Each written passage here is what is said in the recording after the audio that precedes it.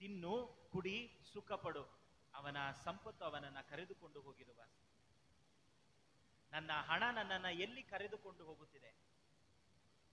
ಹಣ ಅಧಿಕವಾಗುವಾಗ ನಾನು ನನ್ನ ಜ್ಞಾಪಕವೆಲ್ಲವೂ ತಿನ್ನುವುದರಲ್ಲಿಯೂ ಕುಡಿಯುವುದರಲ್ಲಿಯೂ ಸುಖ ಪಡುವುದರಲ್ಲಿಯೂ ಇದೆಯೇ? ಎಲ್ಲಿ ನನ್ನ ಹಣ ನನ್ನನ್ನು ಕರೆದುಕೊಂಡು ಹೋಗುತ್ತಿದೆ? ಅದೇ ಪ್ರಶ್ನೆ. Where is my money taking me to? ಹಣ ಸೇರಿದ ಮೇಲೆ ನನ್ನ ಜೊತೆ ಸೇರುವವರು ಯಾರು? ನನ್ನ ಸಂಗಡಿಗರು ಯಾರು? ನಾನು ಮಾಡುವುದು ಏನು? ಅದು ಬಹಳ ಮುಖ್ಯ. ಹಣ ಇಲ್ಲದೆ ಇರಬೇಕಾದ್ರೆ ಹೇಗಾದ್ರೂ ಇರ್ಬೋದು, ಕಷ್ಟ, ಏನು ಮಾಡಕ್ಕಾಗಲ್ಲ. ಹಣ ಬಂದ ಮೇಲೆ ಆ ಹಣ, ಆ ಸಂಪತ್ತು ನನ್ನನ್ನು ಎಲ್ಲಿ ಕರೆದುಕೊಂಡು ಹೋಗುತ್ತದೆ? Where is my money taking me to? ಆ ವಿಷಯವನ್ನೇ ಇಂದು ಪ್ರಭು ಯೇಸು ಕ್ರಿಸ್ತರು ಹೇಳುತ್ತಿದ್ದಾರೆ. ಇಂದು ನಮ್ಮ ಜೀವನದಲ್ಲಿ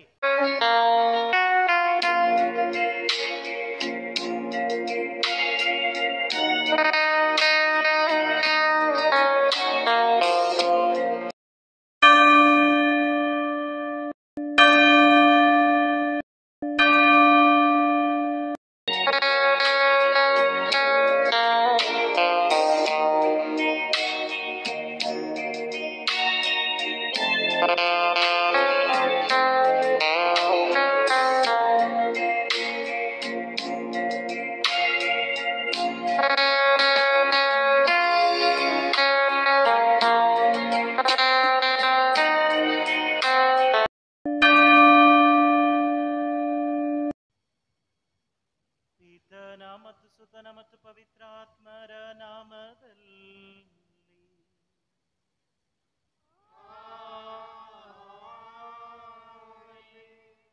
ನಮ್ಮ ಪ್ರಭು ಯೇಸು ಕ್ರಿಸ್ತರ ಕೃಪಾವರವು, ದೇವರ ಪ್ರೀತಿಯು, ಪವಿತ್ರಾತ್ಮರ ಅನ್ಯೋನ್ಯತೆಯು ನಿಮ್ಮೆಲ್ಲರೊಡನೆ ಇರಲಿ. ನಿಮ್ಮ ಆತ್ಮದೊಡನೆಯೂ ಇರಲಿ. ಪ್ರಭು ಕ್ರಿಸ್ತರಲ್ಲಿ ನನ್ನ ಆತ್ಮೀಯ ಸಹೋದರ ಸಹೋದರಿಯರೇ, ಪ್ರೀತಿಯ ಮಕ್ಕಳೇ, ನಿಮ್ಮೆಲ್ಲರನ್ನ ಪ್ರೀತಿಯಿಂದ ಈ ದಿವ್ಯ ಬಲಿಗೆ ಸ್ವಾಗತಿಸುತ್ತೇನೆ. ಇಂದಿನ ವಾಚನಗಳು ನಮಗೆ ಮತ್ತೊಮ್ಮೆ ಬಹಳ ದೃಢವಾಗಿ ಮನದಟ್ಟು ಮಾಡುವ ವಿಷಯ, ದೇವರಿಲ್ಲದ ಜೀವನ ವ್ಯರ್ಥದಲ್ಲಿಯೂ ವ್ಯರ್ಥ. ಅವರಿದ್ದರೆ ಮಾತ್ರ ನಮ್ಮ ಜೀವನ ಸಾರ್ಥಕ. ಅವರು ಮಾತ್ರ ನಮ್ಮ ಜೀವನಕ್ಕೆ ಸರಿಯಾದ ಅರ್ಥವನ್ನ ಕೊಡಲು ಸಾಧ್ಯ.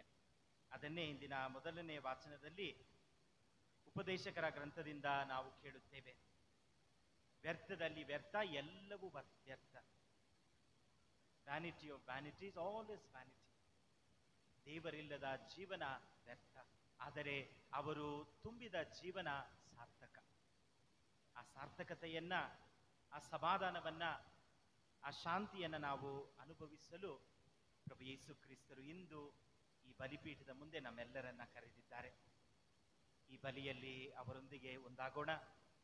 ಅವರನ್ನ ಸ್ವೀಕರಿಸುವಾಗ ಖಂಡಿತವಾಗಿಯೂ ನಮ್ಮ ಜೀವನ ವ್ಯರ್ಥವಾಗಿದ್ದರೂ ಅದು ಸಾರ್ಥಕತೆಯನ್ನು ಪಡೆದುಕೊಳ್ಳುತ್ತದೆ ಎಂಬ ವಿಶ್ವಾಸದೊಂದಿಗೆ ಈ ಬಲಿಯಲ್ಲಿ ಭಾಗಿಯಾಗೋಣ. ಈ ಬಲಿಯನ್ನು ನಾವು ಯೋಗ್ಯ ವಿಧದಲ್ಲಿ ಅರ್ಪಿಸಲು ತಡೆಯಾಗಿರುವ ಪಾಪಗಳಿಗಾಗಿ ಪಶ್ಚಾತ್ತಾಪ ಪಡೋಣ. ದೇವರಲ್ಲಿ ಕ್ಷಮೆಯನ್ನು ಯಾಚಿಸೋಣ. ಸರ್ವಶಕ್ತ ದೇವರಿಗೂ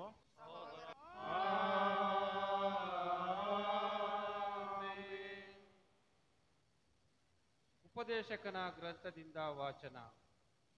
ಉಪದೇಶಕನು ಹೇಳುವುದನ್ನು ಕೇಳಿ. ವ್ಯರ್ಥಗಳಲ್ಲಿ ವ್ಯರ್ಥ, ವ್ಯರ್ಥವೇ ವ್ಯರ್ಥ, ಎಲ್ಲವೂ ವ್ಯರ್ಥ. ಒಬ್ಬನು ಜ್ಞಾನದಿಂದಲೂ ತಿಳುವಳಿಕೆಯಿಂದಲೂ ಕೆಲಸ ಮಾಡಿ ಕಾರ್ಯವನ್ನು ಸಿದ್ಧಿಗೆ ತಂದ ಮೇಲೆ ಅದಕ್ಕಾಗಿ ಪ್ರಯಾಸ ಪಡೆದವನಿಗೆ ಅದನ್ನು ವಾರಸುದಾರನಾಗಿ ಬಿಡಬೇಕಾಗುತ್ತದೆ. ಇದು ಸಹ ವ್ಯರ್ಥವಲ್ಲವೇ? ಇದು ಅನ್ಯಾಯವಲ್ಲವೇ? ಲೋಕದಲ್ಲಿ ಮಾನವನು ಹೃತ್ಪೂರ್ವಕವಾಗಿ ಪಡುವ ಪ್ರಯಾಸದಿಂದ ಅವನಿಗೆ ಸಿಗುವ ಲಾಭವಾದರೂ ಏನು? ಅವನು ಮನಸ್ಸಿಗೆ ನೆಮ್ಮದಿ ಇಲ್ಲದೆ ಇದು ಸಹ ವ್ಯರ್ಥವೇ ಸರಿ. ಪ್ರಭುವಿನ ವಾಕ್ಯ. ದೇವರಿಗೆ ಕೃತಜ್ಞತೆ ಸಲ್ಲಲಿ.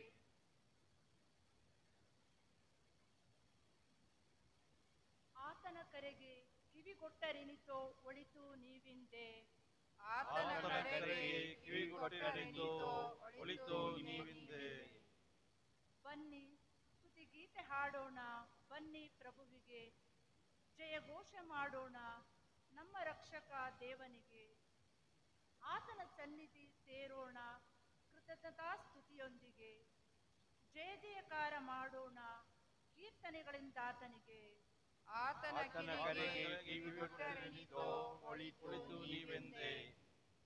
ಬನ್ನಿ ಆರಾಧಿಸೋಣ, ಬನ್ನಿ ಬಾಗಿ ವಂದಿಸೋಣ. ನಮ್ಮನ್ನು ಸೃಜಿಸಿದ ಪ್ರಭುವಿಗೆ ಸಾಷ್ಟಾಂಗವೆರಗೋಣ. ಆತನೆಮ್ಮ ದೇವರು, ನಾವು ಆತನ ಕೈಮಂದೆ. ಆತನಿಂದಲೇ ಪಾಲನೆ ಪೋಷಣೆ ಪಡೆದ ಜನತೆ. ಆತನ ಕರೆಗೆ ಕಿವಿಗೊಟ್ಟರೆನಿತೋ ಒಳಿತು ನೀವಿಂದೆ. ಆತನ ಕರೆಗೆ ಕಿವಿಗೊಟ್ಟರೆನಿತೋ ಒಳಿತು ನೀವಿಂದೆ. ಕಲ್ಲಾಗಿಸಿಕೊಳ್ಳದಿರಿ ಹೃದಯವನ್ನು ನಿಮ್ಮ ಪೂರ್ವಜರಂತೆ. ಮೆರಿಬಾದಲ್ಲಿ ಮಸ್ಸ ಮರುಭೂಮಿಯಲ್ಲಿ ಅವರು ಮಾಡಿದಂತೆ. ನೋಡಿದರಾದರೂ ನನ್ನ ಮಹತ್ ಕಾರ್ಯಗಳನ್ನು, ಅಲ್ಲವರು ಕೆಣಕಿದರು ಪರಿಶೋಧಿಸಿದರು ನನ್ನನ್ನು. ಆತನ ಕರೆಗೆ ಕಿವಿಗೊಟ್ಟರೆನಿತೋ ಒಳಿತು ನೀವೆಂದೆ. ಪೌಲನು ಕೊಲೊಸ್ಸೆರಿಗೆ ಬರೆದ ಪತ್ರದಿಂದ ವಾಚನ. ಸಹೋದರರೇ, ನೀವು ಯೇಸು ಕ್ರಿಸ್ತನೊಂದಿಗೆ ಪುನರುತ್ಥಾನ ಹೊಂದಿರುವುದಾದರೆ ಸ್ವರ್ಗೀಯ ವಿಷಯಗಳ ಕಡೆಗೆ ಗಮನ ಕೊಡಿ. ಕ್ರಿಸ್ತ ಯೇಸು ಸ್ವರ್ಗದಲ್ಲಿ ದೇವರ ಬಲಗಡೆಯಲ್ಲಿ ಆಸೀನರಾಗಿದ್ದಾರೆ. ನೀವು ಕ್ರಿಸ್ತ ಯೇಸುವಿನೊಂದಿಗೆ ಮರಣ ಹೊಂದಿರುವುದರಿಂದ ಅವರೊಂದಿಗೆ ನಿಮ್ಮ ಜೀವ ದೇವರಲ್ಲಿ ಮರೆಯಾಗಿದೆ. ನಿಮ್ಮ ಮನಸ್ಸು ಪ್ರಾಪಂಚಿಕ ವಿಷಯಗಳ ಮೇಲೆ ಅಲ್ಲ, ಸ್ವರ್ಗೀಯ ವಿಷಯಗಳ ಮೇಲೆ ಕೇಂದ್ರೀಕೃತವಾಗಿರಲಿ. ಕ್ರಿಸ್ತ ಯೇಸುವೇ ನಿಮ್ಮ ನೈಜ ಜೀವವಾಗಿದ್ದಾರೆ. ಅವರು ಪುನರಾಗಮಿಸುವಾಗ ನೀವು ಸಹ ಅವರ ಮಹಿಮೆಯಲ್ಲಿ ಪಾಲುಗಾರರಾಗಿ ಅವರೊಂದಿಗೆ ಪ್ರತ್ಯಕ್ಷರಾಗುವಿರಿ. ನಿಮ್ಮಲ್ಲಿರುವ ಪ್ರಾಪಂಚಿಕ ಆಶೆ ಆಕಾಂಕ್ಷೆಗಳನ್ನು ತ್ಯಜಿಸಿರಿ. ಆದರ, ಅನೈತಿಕತೆ, ಕಾಮಾಭಿಲಾಷೆ, ದುರಾಲೋಚನೆ, ವಿಗ್ರಹಾರಾಧನೆಗೆ ಸಮವಾಗಿರುವ ಲೋಭ ಇವುಗಳನ್ನು ದಮನ ಮಾಡಿರಿ. ಒಬ್ಬರಿಗೊಬ್ಬರು ಸುಳ್ಳು ಹೇಳಬೇಡಿ, ಏಕೆಂದರೆ ನಿಮ್ಮಲ್ಲಿದ್ದ ಹಳೆಯ ಸ್ವಭಾವವನ್ನು, ಅದಕ್ಕೆ ಸಂಬಂಧಿಸಿದ ದುರಭ್ಯಾಸಗಳನ್ನು ತೊರೆದು ಬಿಟ್ಟಿದ್ದೀರಿ. ಮಾತ್ರವಲ್ಲ, ನೂತನ ಸ್ವಭಾವವನ್ನು ಧರಿಸಿಕೊಂಡಿದ್ದೀರಿ. ನೀವು ಸೃಷ್ಟಿಕರ್ತನನ್ನು ಸಂಪೂರ್ಣವಾಗಿ ಅರಿತುಕೊಳ್ಳಬೇಕು ಎಂಬ ಉದ್ದೇಶದಿಂದ ಈ ಸ್ವಭಾವವನ್ನು ಅನುದಿನವೂ ನವೀಕರಿಸಲಾಗುತ್ತಿದೆ. ಇಂಥ ಹೊಸ ಜೀವನದಲ್ಲಿ ಯಹೂದ್ಯ, ಗ್ರೀಕ, ಸುನ್ನತಿ ಹೊಂದಿದವ, ಸುನ್ನತಿ ಇಲ್ಲದವ, ನಾಗರಿಕ, ಅನಾಗರಿಕ, ಯಜಮಾನ, ಗುಲಾಮ ಎಂಬ ಭಿನ್ನ ಭೇದವಿಲ್ಲ. ಕ್ರಿಸ್ತ ಯೇಸುವೇ ಸಮಸ್ತದಲ್ಲಿ ಸಮಸ್ತವೂ ಆಗಿದ್ದಾರೆ. ಪ್ರಭುವಿನ ವಾಕ್ಯವಿದು. ದೇವರಿಗೆ ಕೃತಜ್ಞತೆ ಸಲ್ಲಲಿ. Hallelujah, hallelujah, hallelujah, hallelujah, hallelujah, hallelujah, hallelujah, hallelujah. ನಾನೇ ಜಗಜ್ಯೋತಿ. ನನ್ನನ್ನು ಹಿಂಬಾಲಿಸುವವನು ಕತ್ತಲಲ್ಲಿ ನಡೆಯುವುದಿಲ್ಲ, ಜೀವದಾಯಕ ಜ್ಯೋತಿ ಅವನಲ್ಲಿರುತ್ತದೆ. Hallelujah, hallelujah, hallelujah, hallelujah. ಪ್ರಭು ನಿಮ್ಮೊಡನೆ ಇರಲಿ. ನಿಮ್ಮಾತ್ಮದೊಡನೆಯೂ ಇರಲಿ. ಸಂತ ಲೂಕರು ಬರೆದ ಪವಿತ್ರ ಶುಭ ಸಂದೇಶದಿಂದ ವಾಚನ. ಪ್ರಭು ನಿಮಗೆ ಮಹಿಮೆ ಸಲ್ಲಲಿ.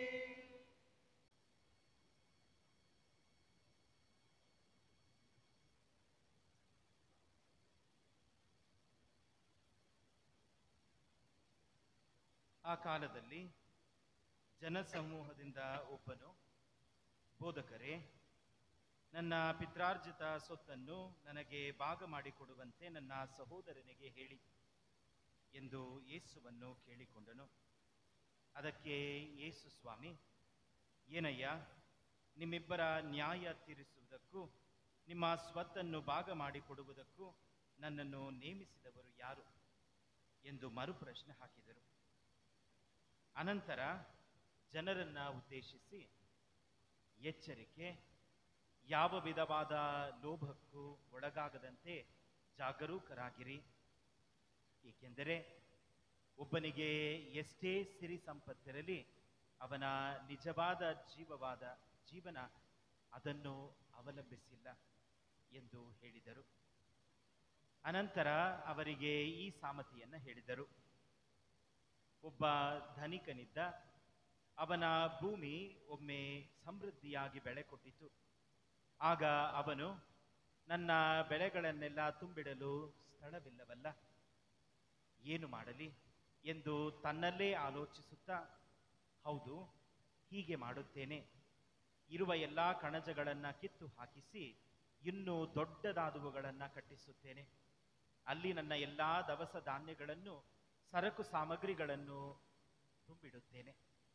ಅಲ್ಲದೆ ಎಲೈ ಮನವೇ, ಅನೇಕ ವರ್ಷಗಳಿಗೆ ಬೇಕಾದಷ್ಟು ಸರಕು ಬಿದ್ದಿದೆ. ಆರಾಮವಾಗಿರು, ತಿನ್ನು, ಕುಡಿ, ಸುಖಪಡು ಎಂದು ಹೇಳಿಕೊಳ್ಳುತ್ತೇನೆ ಎಂದುಕೊಂಡ. ಆಗ ದೇವರು, ಎಲ್ಲವೋ ಮೂರ್ಖ, ಇದೇ ರಾತ್ರಿ ನೀನು ಸಾಯಬೇಕಾಗಿದೆ. ನಿನಗಾಗಿ ಸಿದ್ಧ ಮಾಡಿಟ್ಟಿರುವುದೆಲ್ಲ ಯಾರ ಪಾಲಾಗುವುದು ಎಂದು ನುಡಿದರು. ತನಗೋಸ್ಕರ ಸಂಪತ್ತನ್ನು ಶೇಖರಿಸಿಟ್ಟುಕೊಂಡು ದೇವರ ದೃಷ್ಟಿಯಲ್ಲಿ ಧನಿಕನಿಲ್ಲದವನು ಇವನಿಗೆ ಸಮಾನ ಎಂದರು ಯೇಸು ಸ್ವಾಮಿ.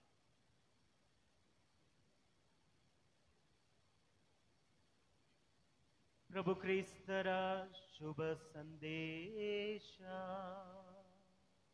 ಕ್ರಿಸ್ತರೇ ನಿಮಗೆ ಸ್ತುತಿ ಸಲ್ಲಲಿ.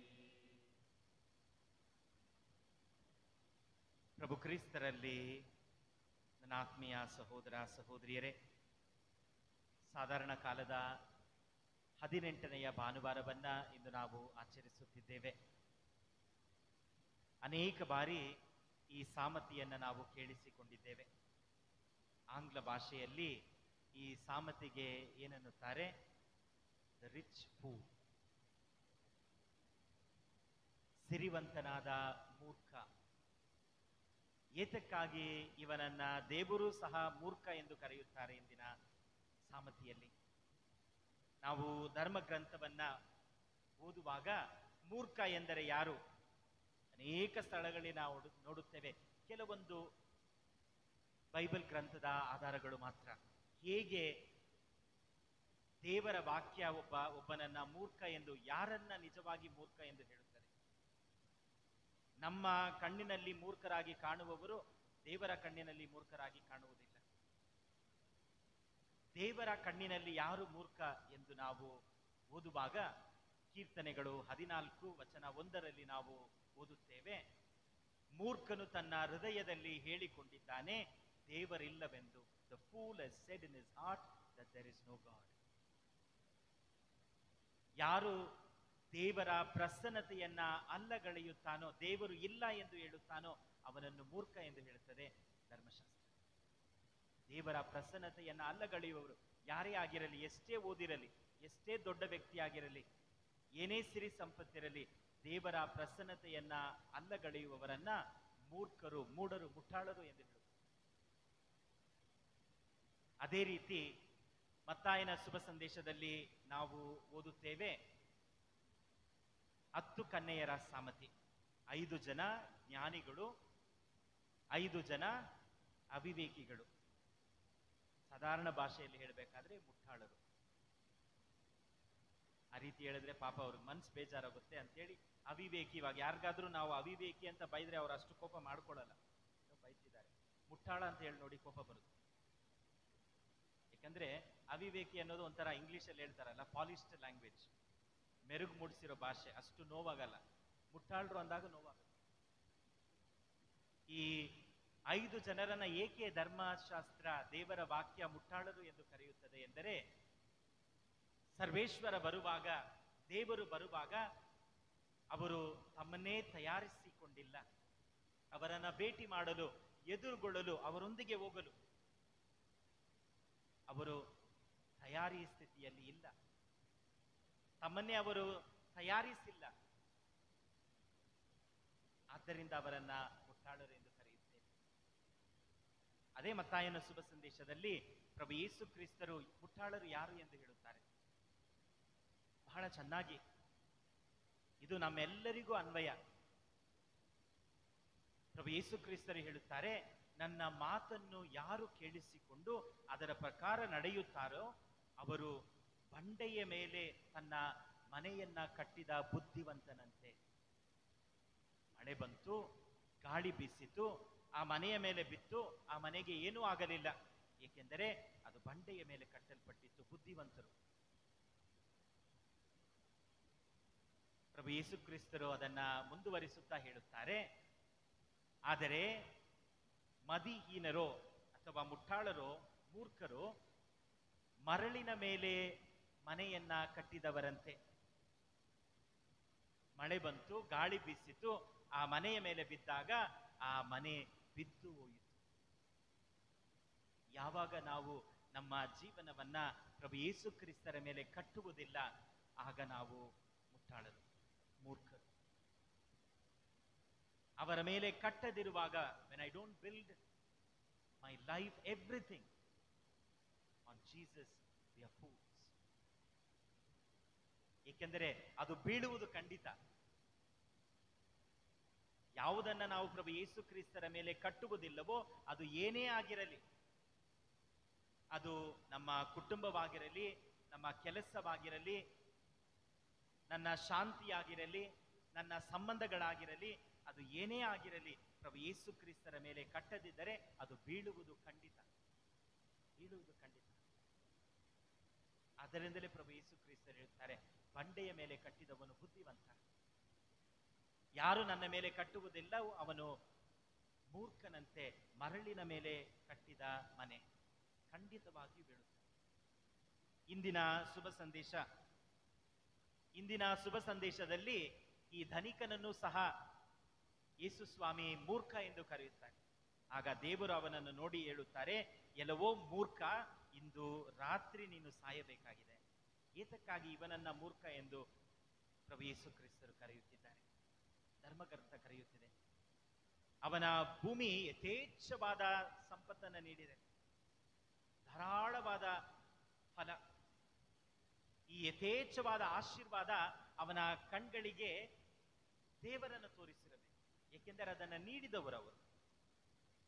ನಾವು ಪಡೆಯುವ ಎಲ್ಲಾ ಆಶೀರ್ವಾದಗಳು ನಮ್ಮ ಕಣ್ಗಳನ್ನ ದೇವರತ್ತ ತೆರೆಯಬೇಕು. ಅವನು ದೇವರನ್ನು ನೋಡಲಿಲ್ಲ, ಇತರರನ್ನು ನೋಡಲಿಲ್ಲ.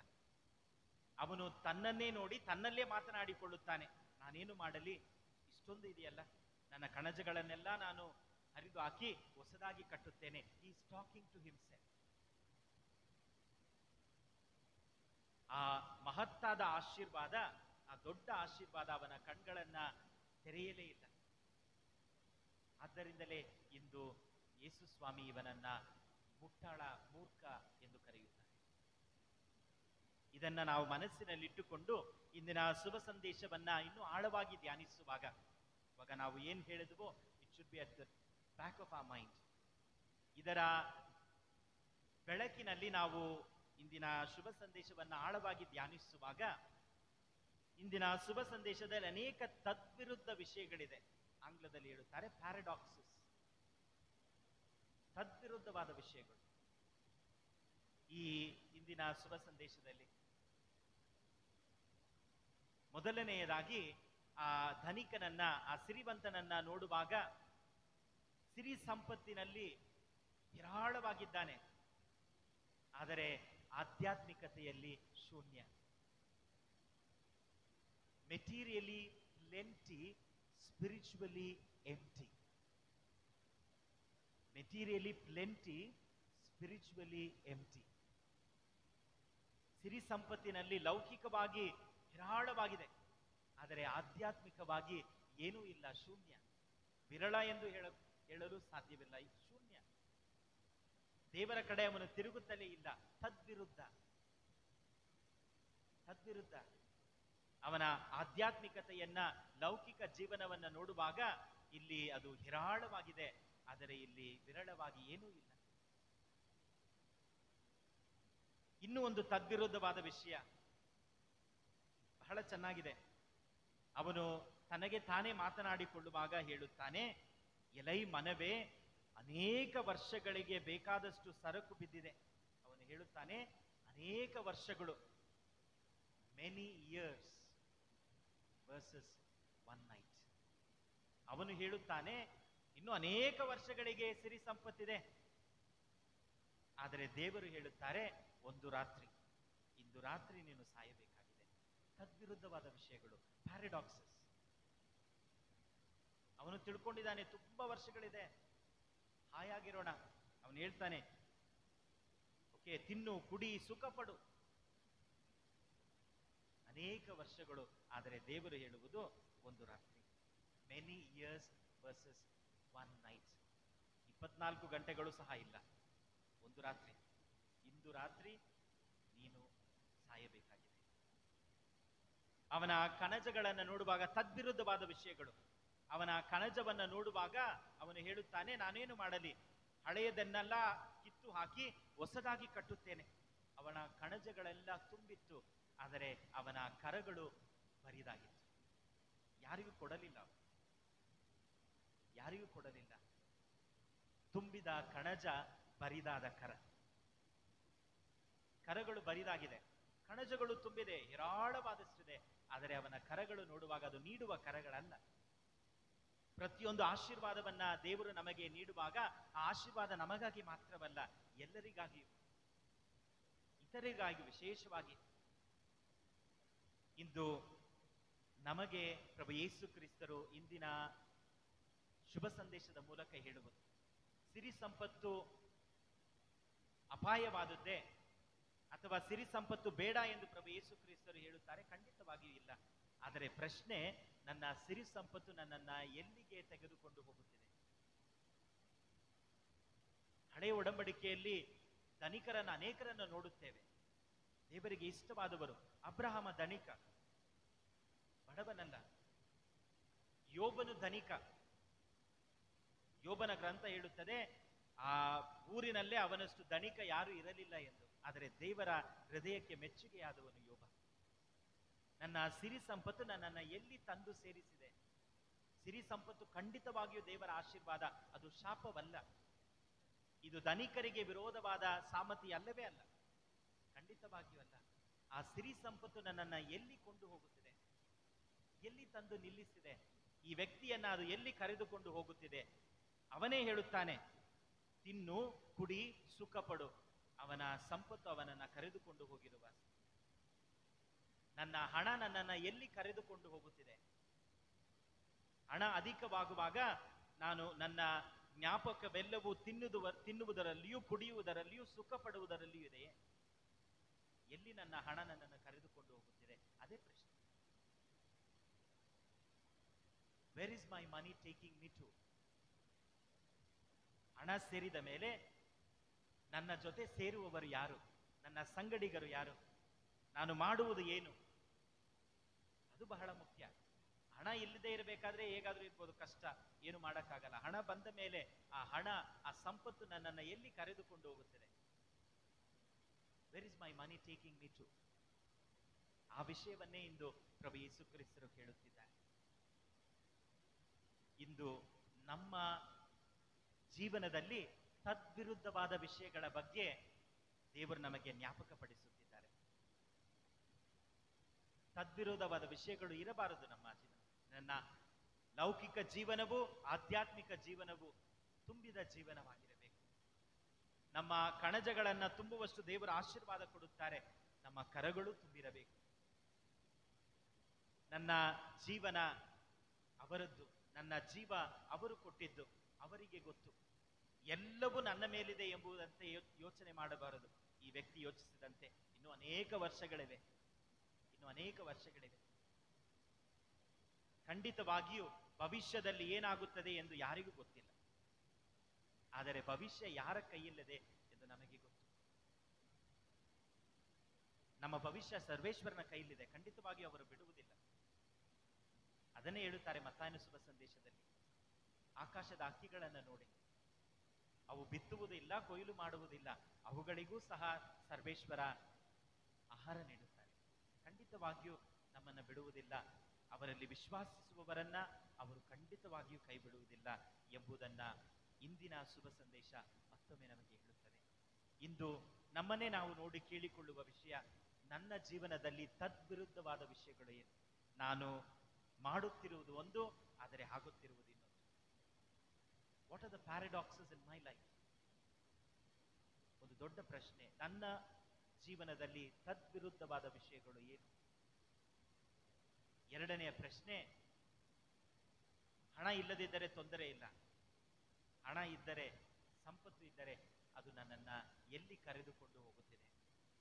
ಏನೇ ಆಶೀರ್ವಾದ ಇರಲಿ, ಆ ಆಶೀರ್ವಾದ ನನಗೆ ಮಾತ್ರವಲ್ಲ, ಇತರರಿಗೂ ಸಹ. ಈ ವಿಷಯವನ್ನ ನಾವು ನಮ್ಮ ಮನಸ್ಸಿನಲ್ಲಿಟ್ಟುಕೊಂಡು ಖಂಡಿತವಾಗಿಯೂ ನಾವು ಯಾರೂ ದೇವರು ನಮ್ಮನ್ನ ನೋಡಿ, ಈ ವ್ಯಕ್ತಿಯನ್ನ ನೋಡಿ ಹೇಳಿದಂತೆ ಹೇಳಬಾರದು, ಎಲ್ಲವೋ ಮೂರ್ಖ ಎಂದು ಹೇಳಿ. ನಾವು ಖಂಡಿತವಾಗಿಯೂ ದೇವರ ದೃಷ್ಟಿಯಲ್ಲಿ ಬುದ್ಧಿವಂತರಾಗಿರಬೇಕು, ದೇವರ ದೃಷ್ಟಿಯಲ್ಲಿ ವಿವೇಕಿಗಳಾಗಿರಬೇಕು. ಅವರ ಮೇಲೆ ಕಟ್ಟುವಾಗ ನಾವು ಜ್ಞಾನಿಗಳು, ಅವರ ಮಾತನ್ನ ಪಾಲಿಸುವಾಗ ನಾವು ಜ್ಞಾನಿಗಳು. ನಮಗೆ ಬರುವ ಎಲ್ಲಾ ಆಶೀರ್ವಾದಗಳು ಅವರಿಂದ ಬರುತ್ತದೆ ಎಂದು ನಾವು ಅರಿತುಕೊಳ್ಳುವಾಗ ನಾವು ಜ್ಞಾನಿಗಳು. ಆ ಆಶೀರ್ವಾದವನ್ನ ಇತರರೊಂದಿಗೆ ಹಂಚಿಕೊಳ್ಳುವಾಗ ನಾವು ಜ್ಞಾನಿಗಳು.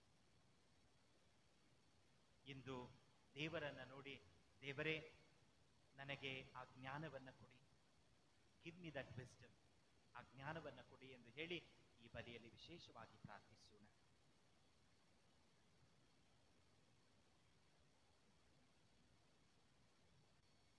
ಪ್ರಭು ಕ್ರಿಸ್ತರಲ್ಲಿ ಪ್ರಿಯರೇ, ನಮ್ಮ ಬೇಡಿಕೆಗಳನ್ನ ಅರಿತ ಪ್ರಭು ಯೇಸು ಕ್ರಿಸ್ತರ ಪ್ರಸನ್ನತೆಯಲ್ಲಿದ್ದೇವೆ. ಅವರ ಮುಖಾಂತರ ನಮ್ಮ ಕೋರಿಕೆಗಳನ್ನ ತಂದೆಗೆ ಅರ್ಪಿಸೋಣ. ಪ್ರಭು, ನಮ್ಮ ಪ್ರಾರ್ಥನೆಯನ್ನು ಆಲಿಸಿರಿ. ಪ್ರಭು, ನಮ್ಮ ಪ್ರಾರ್ಥನೆಯನ್ನು ಆಲಿಸಿರಿ. ಕ್ರಿಸ್ತರ ಪ್ರತಿನಿಧಿಯಾಗಿ ವಿಶ್ವ ಧರ್ಮಸಭೆಯನ್ನು ಮುನ್ನಡೆಸುತ್ತಿರುವ ನಮ್ಮ ಜಗದ್ಗುರು 14ನೇಯೂ, ನಮ್ಮ ಮಹಾ ಧರ್ಮಾಧ್ಯಕ್ಷರು ಹಾಗೂ ಇತರ ಧರ್ಮಾಧ್ಯಕ್ಷರುಗಳು, ಗುರುಗಳು ಇಹಲೋಕದ ಕಣಜದಲ್ಲಿ ಆತ್ಮವೆಂಬ ಸತ್ಯವನ್ನು ಶೇಖರಿಸಿಡಲು ಬೇಕಾದ ಕೃಪೆಯನ್ನು ನೀಡಲೆಂದು ಪ್ರಾರ್ಥಿಸೋಣ. ಪ್ರಭು, ನಮ್ಮ ಪ್ರಾರ್ಥನೆಯನ್ನು ಆಲಿಸಿರಿ.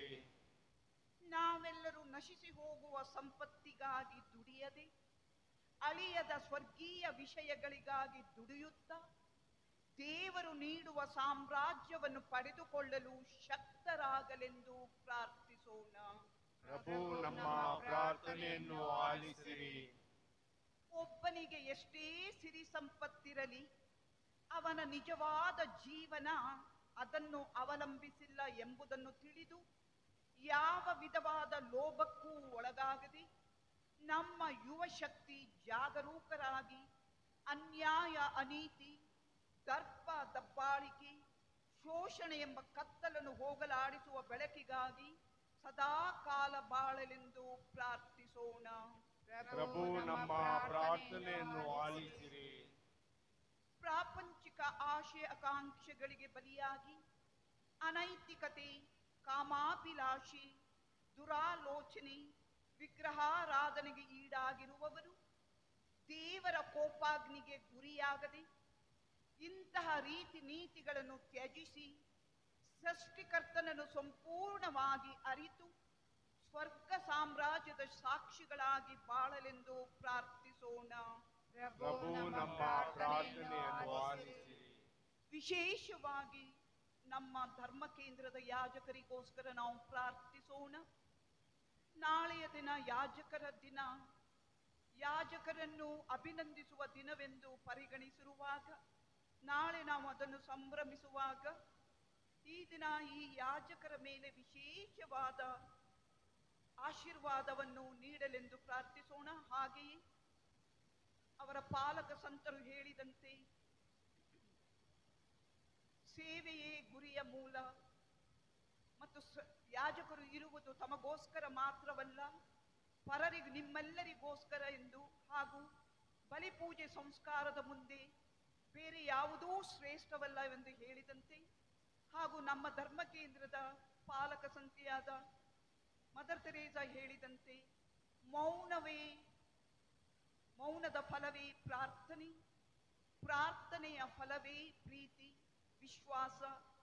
ವಿಶ್ವಾಸದ ಫಲವೇ ಪ್ರೀತಿ, ಪ್ರೀತಿಯ ಫಲವೇ ಸೇವೆ, ಸೇವೆಯ ಫಲವೇ ಶಾಂತಿ ಎಂದು ನುಡಿದಂತೆ ನಡೆಯುತ್ತಿರುವ ನಮ್ಮ ಯಾಜಕರು ನಮಗೆ ಮಾರ್ಗದರ್ಶವಾಗಿದ್ದಾರೆ.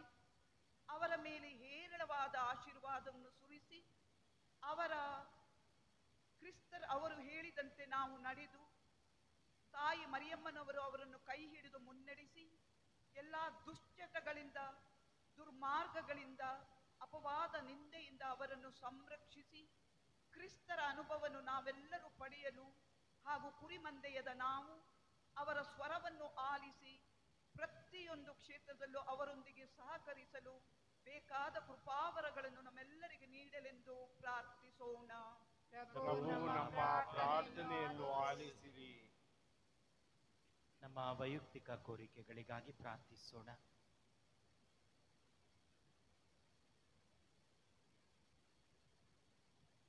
ನಮ್ಮ ಕುಟುಂಬಕ್ಕಾಗಿ, ಕುಟುಂಬದಲ್ಲಿರುವ ಪ್ರತಿಯೊಬ್ಬರಿಗಾಗಿ ಪ್ರಾರ್ಥಿಸೋಣ.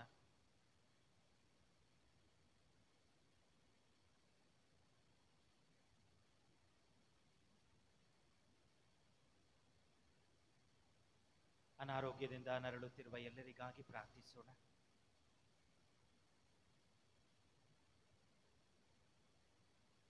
ದೇವರ ಪ್ರಸನ್ನತೆಯನ್ನ ಅಲ್ಲಗಳೆಯುವವರಿಗಾಗಿ ಪ್ರಾರ್ಥಿಸೋಣ.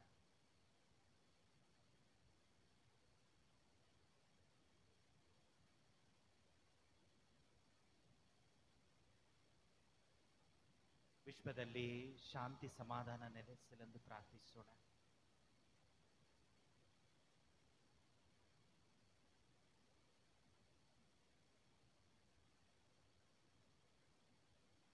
ನಮ್ಮ ಪ್ರಾರ್ಥನೆಗಾಗಿ ಅನೇಕರು ನಮ್ಮಲ್ಲಿ ಕೇಳಿಕೊಂಡಿದ್ದಾರೆ, ಅವರೆಲ್ಲರಿಗಾಗಿ ಪ್ರಾರ್ಥಿಸೋಣ.